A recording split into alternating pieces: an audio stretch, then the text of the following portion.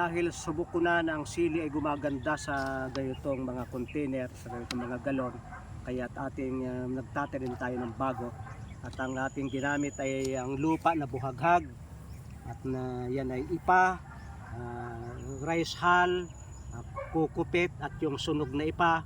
Ating pinagsama, nilagyan natin ng kaunting ipot ng manok, kaya buhaghag na buhaghag para makapenetrate yung ugat. Ilalagay agad natin dyan. At pagkatapos ay ang pagkakalas ay para hindi masira yung lupa, sapuitan tayo magsisimula at bubunutin natin ng dahan-dahan ang ugat tayo andun na sa ilalim, at ilalagay na natin yan. Sapagkat ngayon ay summer, mahirap ang pandilig, kaya magtitipid tayo sa pandilig, pero huwag kayong magdidilig ng basta tubig lang. Ang ididilig nyo ay yung pagkain. Ito ay katas ng animal manure, hinalo ko, at yan ay napakayaman niya sa nitrogen, potassium. Kailangan ng halaman niya.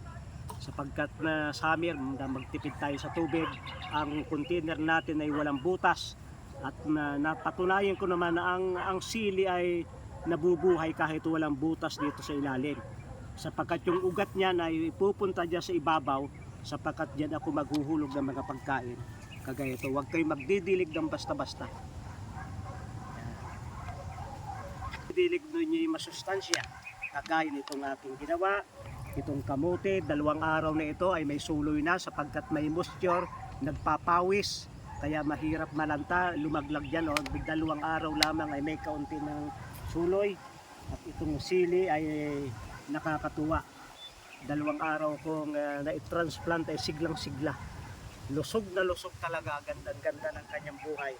At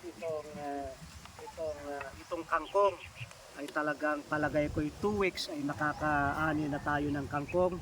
At container gardening ang kailangan kapag kayo walang space, kayo nasa city, gipit yung inyong lugar pero gusto nyo mag-garden, container gardening ang inyong gawin.